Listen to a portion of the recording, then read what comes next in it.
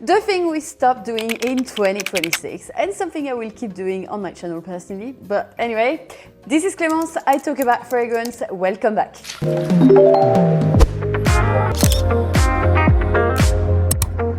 Welcome back.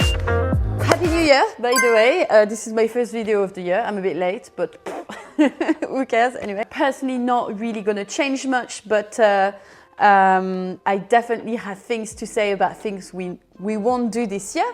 And there's things that I think we should do this year. Like, for example, sampling our fragrance before we buy them, and also like giving them a real try in store. Encourage your local fragrance store. For example, me in Brighton, I've got Soliflo, Wild Iris, but you also have Jovoy in London. That is personally where I discovered really niche perfumery for the first time. And also I work with Jovoy, as you may know, like since many years now. Not work like this, but we do videos together with the manager of Kidea.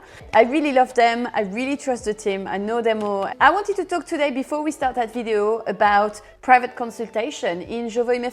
Indeed, this is quite a new service, but rather than not really knowing where you're going, what fragrance you want to have, and not really trying your fragrance before you buy, if you are around London, please go to 21st Conduit Street in Jovoy, London, and here you will get private consultation, one-to-one appointment that you can book online. You can book your time, you can book your day, and you can even tell what you're expecting for the appointment. Everything is in the description box if you want to book, but basically it's really an interesting thing because you're going to spend like a really nice time in company of one consultant. Usually they do it in the room where sometimes I film my videos, so really nice actually. You're going to have a nice time, I'm telling you. I have no problem to send you there to try your fragrances. But if you, for example, you want to say, I want to try the best sandalwood fragrance, they will prepare a selection for you. You want, for example, a fragrance for every day, they will prepare a selection for you. And then you can have like a one-to-one conversation with someone that genuinely loves fragrance and is an expert in that. And I met any single one of the advisors in there, and I'm telling you, you've got the best advice. Sometimes I'm listening to them and I'm like, so you can book that appointment now on their website. You have all the things in the description box. It's really like a service I highly recommend you to do. I wanted to talk about some things that I will personally keep on doing. Things I will keep talking about and keep doing in 2026 personally on this YouTube channel and on my personal life as well, is I think I want to talk more about subtle, more classic fragrance. When I talk about classic, is like, for example, like a good Guerlain, a good Chanel, a good things like that, like reference that have been through the years, have nothing to prove, and I think we always need a good classic in collection. But more than that, so when I was working as a specialist for Chanel during many years, I saw especially women going through phases, and the more they mature, going through sweet scent to more liking greener scent or lighter scent or fresher scent.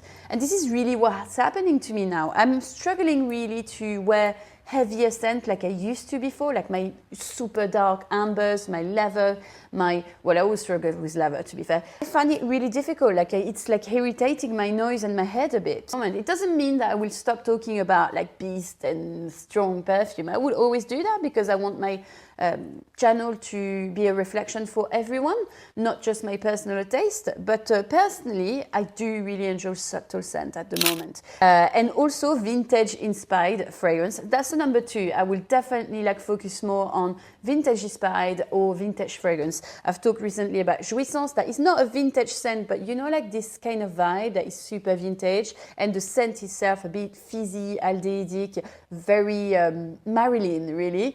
I absolutely love those things. I think retro is very chic, and more than being on trend, it's really something that I always personally like.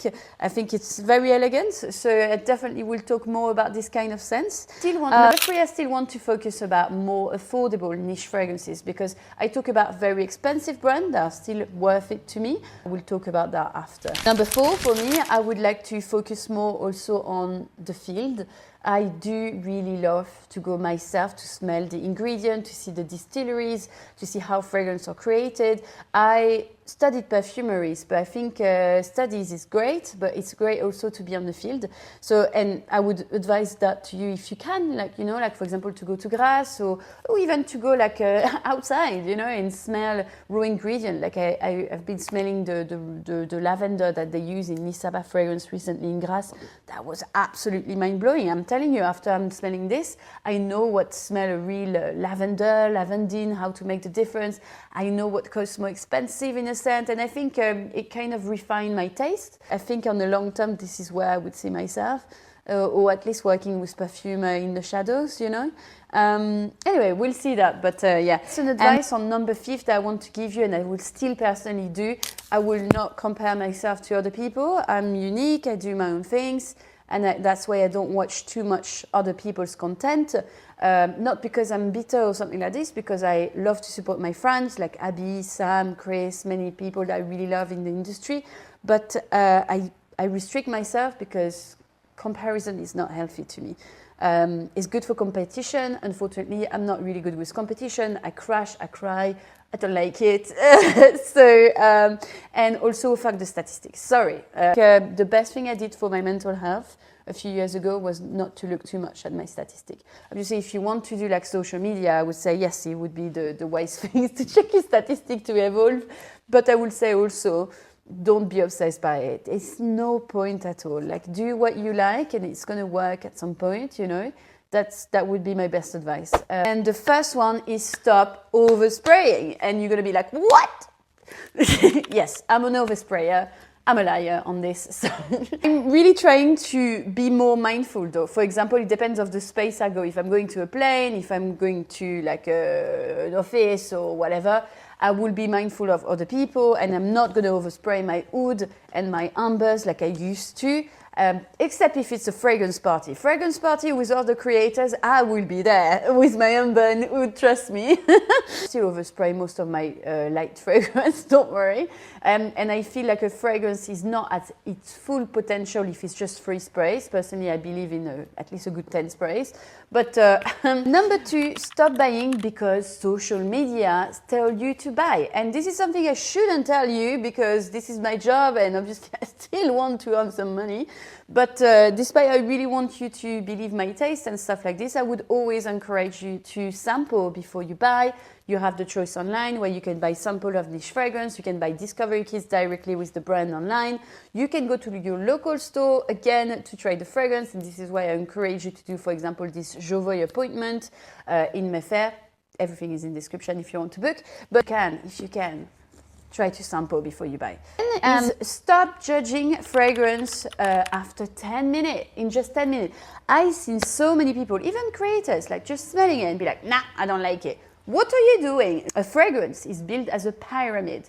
So you have the head notes that disappear after 10 minutes. They don't fully disappear, but they're more subtle.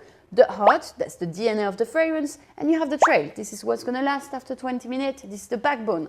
When you smell your fragrance just like this after one spray, straight away like this, first of all, you might smell a bit of alcohol. And second, you're going to smell just the top notes. Let it settle. You go away, you re-smell it after a few days, maybe you let it leave on your skin, but don't fall into the trap of not letting it dry until you dry down. And don't rub it. Please don't rub it. Don't do that. Stop wearing the same scent everywhere. This is a personal opinion. Some people wear the same scent all their life. Good for you. I'm not judging you. You do whatever you like. But you're on this channel. You love fragrance. I would highly recommend you to have a vestiaire of fragrance, to build a fragrance wardrobe. If you wear a fragrance that is only unique to your wedding, every time you will re-smell it, you'll be like, this is the fragrance of my wedding. I think it's so beautiful. It creates memories. It's such a diary. Also, you're not going to wear your amber fragrance to the gym, do you? So, or you're not going to go, like, for example, to the office with your beast mode, absolute banger of a oud. You do what you like, but it doesn't really mean to have like a big wardrobe. It means curated wardrobe. So in what you need, a versatile fragrance for every day, a little bit of a sexier fragrance, and maybe something like for every day or for the gym, or maybe more zesty for summer. Stop storing your fragrance in heat and light. Don't do what I do, basically. Actually, I don't do that anymore. You'd be surprised. You see all these creators like with their background with like full of fragrances, and I'm not shading anyone here, okay? I do the same, and I will do the same in the future, just to let you know, because it looks appealing. What do you mean? Like, you know, and it's great for working as well, because you have your fragrance there, voila. But unless you're not a content creator and you're not very fussy about seeing your fragrance display like this, I highly recommend you to put your fragrance in your bedroom. Usually it's in not too hot, not too cold. There's not too much light in the bedroom during the day, so I would advise live in the bedroom. Please avoid the bathroom. You're going to kill the fragrance in a few weeks. The heat, the steam, it's really bad for your fragrance. Avoid humidity, basically avoid everything. You can also keep it in a drawer in its original box, top mark. At the moment, a lot of my fragrances are staying in the dark in the drawer, actually. Let's store our fragrance properly. We want to keep them. We want to have a nice collection for a long time. If someone tells you to put your fragrance in a fridge, please tell them no. It's disrupting the molecule. It's breaking the composition. Do not do that. Too cold is not good either. Stop thinking expensive fragrance means it's better. That is absolutely not true. Some brands prefer to put a lot of money into packaging. Some brands also gaslight you into telling you that a 40% extract and is worth that amount of money. But let me tell you something. Your fragrance might be 35% extract, but it can be 35% extract of shitty ingredient. I do love a lot of brands that are super expensive nowadays. Amouage, Atelier des Ors, but I think they're still worth it. You can find very, very good quality for very, very affordable price. Essentiel Parfum, they try to focus less on the bottle and more on the juice. Result of this, amazing fragrance. Bois Impérial, Divine Vanille, the musk, I love the musk. Oh, Calice Becker as well did that, it's so great. This is the price of your designer. And trust me, compared to a designer fragrance, and I'm not saying everything, but for example, you compare it to a Versace or YSL, Essentiel Parfum is over there. Huh? I have a lot of things, like for example, 4711 do great cologne for a cheap price, and they are very nice. Aquafarina that I bought recently, £50, and you get like the most historical, the first cologne ever. How crazy is that? Super fresh, super green, very lovely. You get a lot of options. Fragonard, oh my god, Fragonard!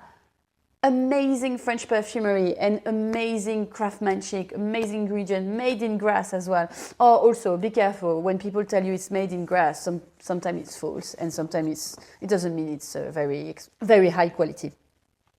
A lot of brands now are saying that just to bullshit you, but anyway, so you don't have to fall on the dupe market. You do have these brands that are existing, that there are plenty of them that give you the option of affordable, original creation. You don't have to go to the dupe thing. If you want to go to the dupe, I'm not judging you, but for me, I've worked so much in the fragrance industry, I wouldn't see myself to buy a dupe. I don't think it's really great, and this is not what I want to encourage, to be fair.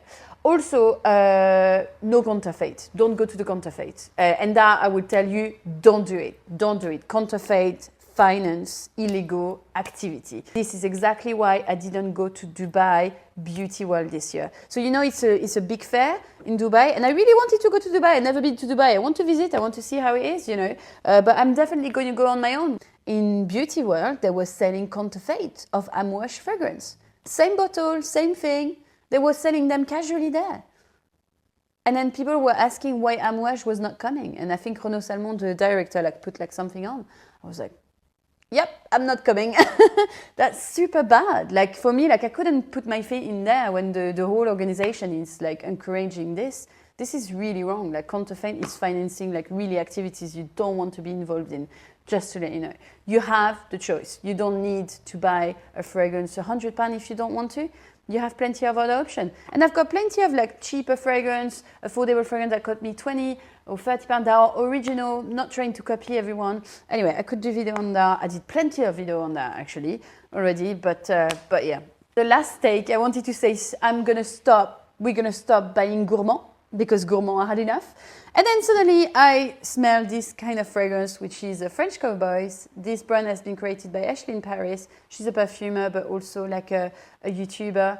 And I'm wearing that all the time. It's called Pear Pavlova. It's pear, obviously, and it smells like a fluffy meringue. It's so cute, but it's got something a bit fresh as well. I love it. And I've got one called Mescal Chocolat that is really intense. But yeah, I love that actually because it's not too heavy. And actually talking about affordable fragrance, 90 euros I think. 90 euros and it's so amazing and it's really, really beautiful perfumery. Highly recommend you. That's it for me today. I hope you enjoyed the video. Let me remind you that if you want to sample your fragrance before, have a great bespoke consultation with a little bit of coffee, maybe a little bit of champagne or whatever it is. Have a nice time, 45 minutes to an hour with a consultant from Jovoy. You can just book an appointment with all the link I've put in the description. This is really a nice service. So if you go to London, treat yourself.